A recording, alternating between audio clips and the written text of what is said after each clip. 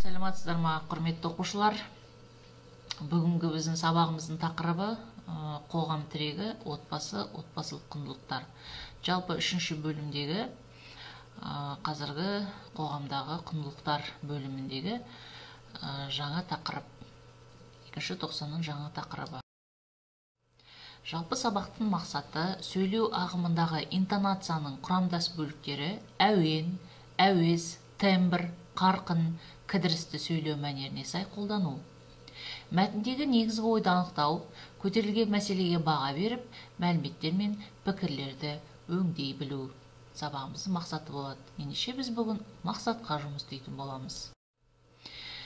Оқулықтарыңыздағы қоғам тірегі отбасы, отбасылық құндылықтар деген тақырып тұр. Осы тақырыпта бірінші алдымен мына сұрақтарға жауап берсеңіздер ойланып. Құндылықтар дегенді қалай түсінесіңдер? Отбасылық құндылықтарды атаңдар. Отбасы ұғымы сендер үшін қаншалықты маңызды? Әрине, сіздер қазір жоғары 10-шы сынып оқушысыздар. Өз ой пікірлеріңіз бар, сондықтан ойланып, жауап берулеріңізге болады. Ойланып болсақ, жауаптарыңызды ауызша берсеңіздер. Жақсы, рахмет. Келесі, екінші тапсырмаға назар аударайық. Мәтіннің құрылымы мен рәсімделуіне қарап, жанрын ажыратыңдар. Қазақ отбасы тәрбиесіндегі мәдени құндылықтар. Әр халықтың отбасы тәрбиесінде өз ерекшеліктері болады. Бала тәрбиесіндегі өзіндік ерекшеліктері арқылы отбасы тәрбиесінің мәдени құндылықтары қалыптасады. Педагогикалық еңбектер жазып қалдырмаса да, Қазақта білгір педагогтар, тәрбиешілер, ұстаздар көп болған. Олардың дәстүрлі дүниетанымы, ұстанымы халықтың мұраттары мен арман тілектеріне сүйенген. Қазақ отбасында дене, еңбек, ақыл-ой, адамгершілік, экономикалық, экологиялық, құқықтық салауаттық тәрбиелер жүргізілген. Бұл тәрбие түрлерін жүзеге асырудың мақсаты жан-жақты жетілген азамат тәрбиелеу. Баланың денсаулығын нығайту, ағзасын шынықтыру және күн тәртібін дұрыс ұйымдастыруға салауатты өмір салтына тәрбиелеу. Қазақ халқы еңбекті бүкіл тәрбие жүйесінің күре тамыры деп есептейді. Еңбекке асыл мұрат деңгейінде қарайды.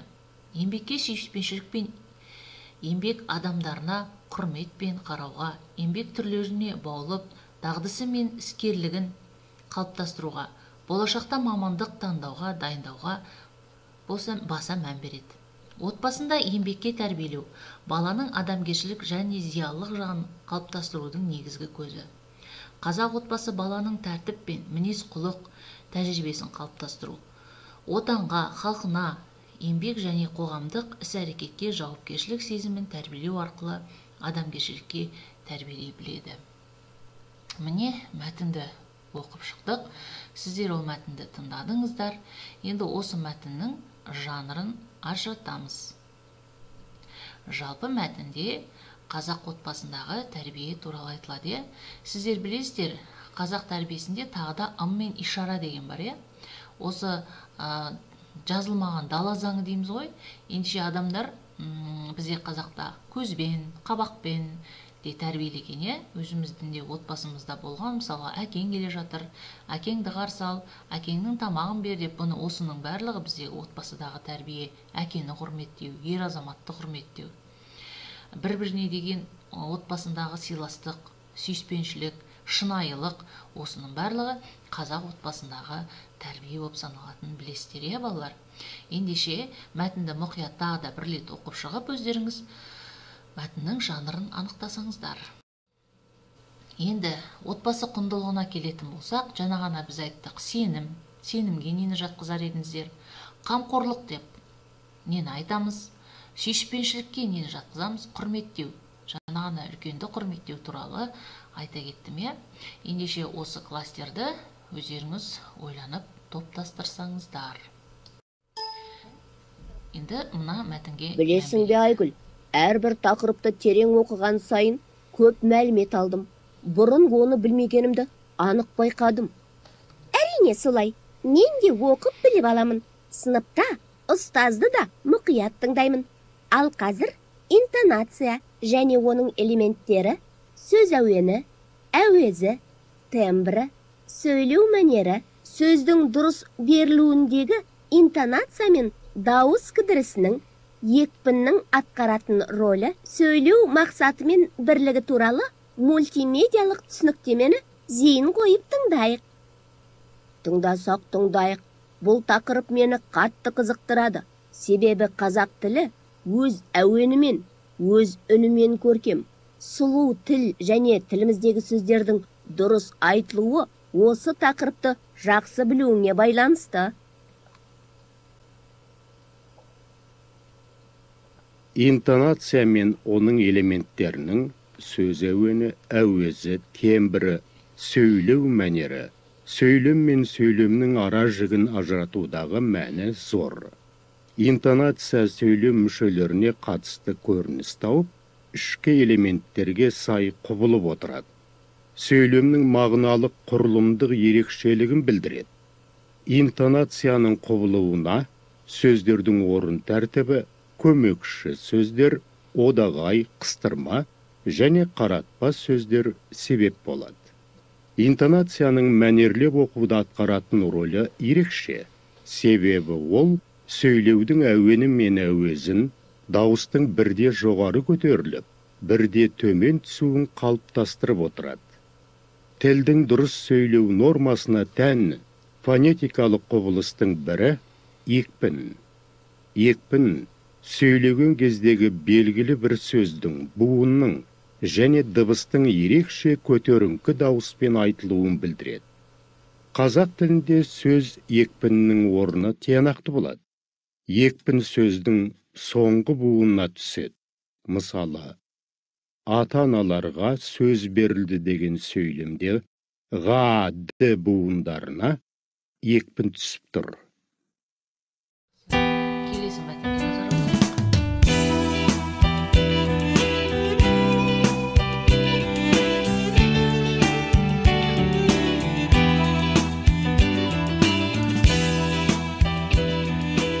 Дұрыс сөйлек аудио бағдарламалар циклы. Анар ханым, біз сөйлеу мәнеріне байланысты, әсіресе журналистерді мысалға келтіріп отырып, бағдарламамызды әсерлетіп отырмыз, нақты біздің тыңдармандарға түсінікті болу үшін жеткізіп отырмыз деген ойдамыз. Енді келесі мәселе сөз ағымындағы кідіріс туралы. Кідіріс жалпыға бір түсінікті болу үшін пауза, сөз ағымындағы паузаларға байланысты айтып өтсек. Өте жақсы сұрақ. Біз айттық қой, сөз ағымы, ауызша сөз үздіксіз дыбысталмайды, оның арасында кідірістер болады. Ол кідірістер міндетті түрде белгілі бір мақсатпен қойылады, немесе тілдің заңдылығына қарай. Яғни өткен аудио курстағы айтылған ырғақты топ арасында болуы мүмкін, немесе синтагмалардың арасында болуы мүмкін. Сол кезде логикалық екпін түсірген сөзіңіз екі жағынан кідіріспен бөлініп, сіздің сөз ағымыңыздың ішіндегі мағынасы күшті деген сөзіңізді сіз екі жағынан да пауза жасап ерекшелеп айтасыз. Кідірістер осындай қызмет атқарады. Кідірістердің қызметі енді өте көп. Бірінші қызметі оның грамматикалық қатынасты көрсету. Егер сіздің сөйлеміңізде бірыңғай мүшелер болса, мысалы, мына бөлмеде орындық, теледидар, үстел деген сияқты бірыңғай мүшелердің арасын сіз кідіріспен міндетті түрде білесіз. Бұл грамматикалық қатынасты білдіреді. Немесе құрмалас сөйлемдердің бірнеше компоненттен тұратын болса, құрмалас сөйлемдеріңіз мысалы.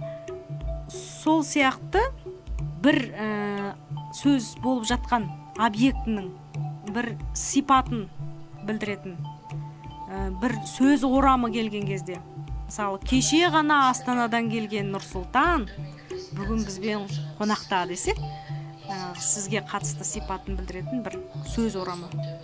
Паузамен бөлініп тұр, кідіріспен бөлініп тұр. Осындай грамматикалық мағыналарды білдіреді кідіріс. Екіншіден, кідіріс кейде логикалық мағынаны ерекшелеу үшін, айттым ғой, сіз логикалық екпін түсірген сөзді екі жақтан, немесе оның алдына, немесе артынан бөліп айтасыз. Мысалы, бүгінгі біздің аудио курсымыздың тақырыбы сөз сазы десек, оның алдындағы кідіріс сіз ана сөз сазын ерекшелеу үшін қойып тұрсыз. Ал енді сіз бүгінгі деген сөзді ерекшелегіңіз келсе, бүгінгі біздің тақырыбымыз сөз сазы деп. Бүгінгіні ерекшелеп айтасыз, сол осындай.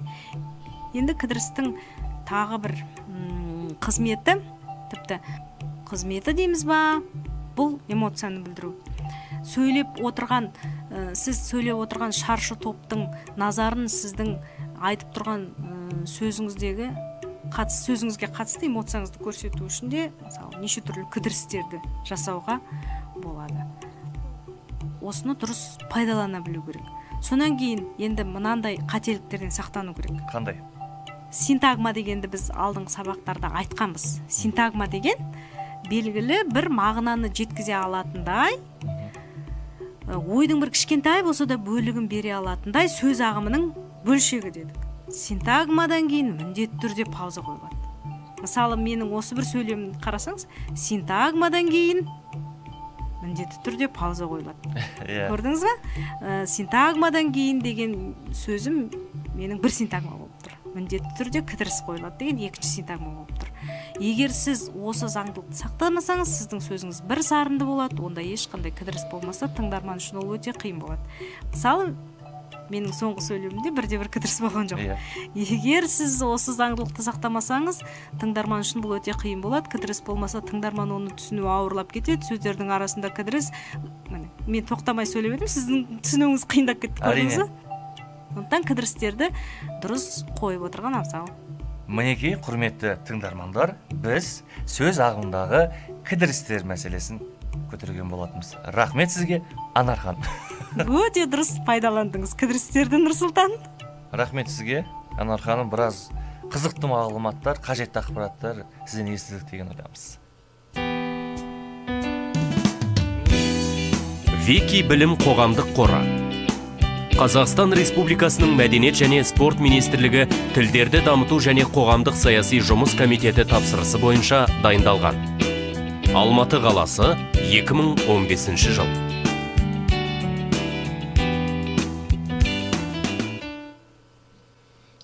Балалар, тыңдап болсақ, жаңа ғана сіздер қайсы түсінікті болды? Диалог ба, әлде аудио нұсқасы ма? Меніңше екеуі де түсінікті болған сияқты сіздерге. Сондықтан да жалпы осы дұрыс сөйлеу мәнерін әрқайсымызға білген дұрыс екен, е? Сондықтан да сөйлеу ағымдағы интонацияның құрамдас бөліктері интонация. Бұл жердегі көркем мәтінді бейнелеу қызметін атқарады екен, мәтінді әртүрлі мағыналық бөліктерге бөледі екен, тыңдаушыға эмоционалды эстетикалық қырынан әсер етеді, сөйлеу ағымына сай сөйлем құрамындағы сөздердің байланысын қамтамасыз ететінін естідіңіздер. Сонымен қатар әуен, әуез, қарқын, кідіріс бұл интонацияның негізгі құрамдас бөліктері екенін түсіндіңіздер. Интонацияның басты құрамдас бөлігі ол әуен. Әуенсіз ауызекі сөйлеу тілінде сөйлем ешбір тиянақты ойды білдіре алмайды екен. Бұл туралы да жаңа өздеріңіз түсініп алдыңыздар. Міне оқулықтарыңыздың 61-ші бетінде жалпы құрамдас бөліктері туралы шағын ережелер берілген, осыны есте сақтаңыздар. Қазір сіздер мына тапсырманы орындайсыздар. Отбасындағы сөйлеу әдебіне диалог құрастырасыңдар. Интонацияның құрамдас бөліктері әуен, әуез, қарқын, кідірісті сөйлеу мәнеріне сай қолданасыздар. Екі адам бірігіп, жұптасып, аудио арқылы ма, енді өздеріңіз таңдаңыздар түрін, бірге сөйлеулеріңізге болады. Жақсы. Келесі үйге тапсырма. Көркемдегіш құралдарында ұтымды қолданып, қазақ отбасындағы бала тәрбиесі туралы өлең не шығарма жазыңыздар. Өздеріңіздің ыңғайларыңызға қарай. Сонымен қатарына 6-шы тапсырма берілген, осы 2 тапсырманың бірін таңдауларыңыз бойынша орындасаңыздар болады. Жақсы, назарларыңызға